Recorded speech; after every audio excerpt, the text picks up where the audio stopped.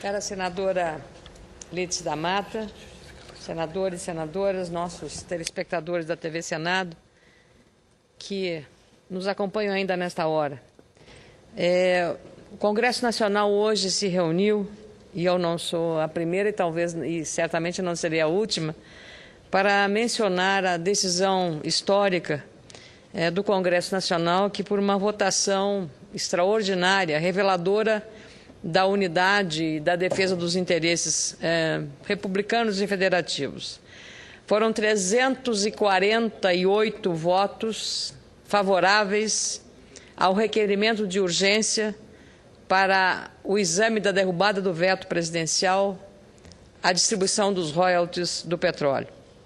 348 votos favoráveis na Câmara, 84 contra e apenas uma abstenção. Já no Senado, a nossa casa, a Casa da República, dos 81 senadores, votaram 68. 61 senadores votaram sim ao requerimento de urgência.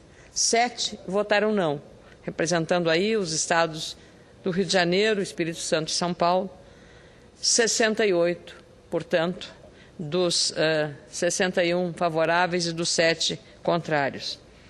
Claro que a gente sabe da defesa do interesse federativo dos estados do Rio de Janeiro, do meu líder, Francisco Dornelles, que guerreou e peleou muito, como nós dizemos, para defender os interesses daquele estado. Mesma coisa do Espírito Santo e de São Paulo. Mas a Federação Brasileira precisa ser preservada e o compartilhamento dessas riquezas, no momento em que estados e municípios vivem uma situação de miséria e de dificuldades até para fechar as contas neste ano, e não é diferente no meu estado, do Rio Grande do Sul, quanto no seu estado, a Bahia, senadora Lídice da Mata. Muitos dos seus amigos prefeitos baianos vão certamente participar a senhora, que não vão ter condições de fazer o fechamento das contas. E esses prefeitos da Bahia, do Rio Grande do Sul, de todos os estados brasileiros, vão estar incursos na lei de responsabilidade fiscal. Não por culpa deles, mas porque a União simplesmente tirou o dinheiro do IPI e acabou afetando a repartição do FPM, que é o Fundo de Participação dos Municípios, principal fonte de receita. Então, a distribuição desse dinheiro dos royalties do petróleo é uma forma de compartilhamento de um recurso da União com os estados e os municípios não produtores de petróleo. Eu queria dizer também que, nessa matéria, eu estou aqui solidária com a posição da Confederação Nacional dos Municípios, que fez uma mobilização nacional liderada pelo seu presidente, gaúcho do meu estado, Paulo Gilcoski, e também a Federação dos Municípios do Rio Grande do Sul, a FAMURGS, liderada pelo presidente Ari Vanazzi, que amanhã, às 15 horas, estará na sua sede fazendo uma mobilização pela derrubada do veto presidencial à distribuição dos royalties do petróleo. Por isso, a votação para nós foi simbólica e a sessão histórica, no momento em que Câmara e Senado discutiram e votaram a urgência para que se examine nas duas casas a derrubada do veto presidencial.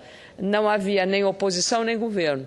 Havia simplesmente uma luta legítima, democrática, bastante responsável dos estados não produtores, municípios não produtores com os estados e municípios produtores de petróleo. Penso que nós hoje fizemos o nosso dever de casa, cumprimos a nossa parte na defesa dos interesses dos estados e municípios, que precisam, sim, de uma percepção nova. Sei que o governo federal está preparando uma medida provisória para modificar os critérios do FPE e também do ICMS e também, sobretudo, mudando os índices de aplicação para o endividamento dos estados com a União, que é extremamente relevante. É impossível que os estados estejam comprometendo 13 11% da sua receita líquida com esses compromissos. Baixar esse percentual é relevante neste momento de graves dificuldades. Portanto, essa questão do veto, para mim, do ponto de vista institucional, do ponto de vista político, do ponto de vista econômico, mas, sobretudo, do ponto de vista da justiça do compartilhamento dos recursos nacionais, foi uma decisão muito importante.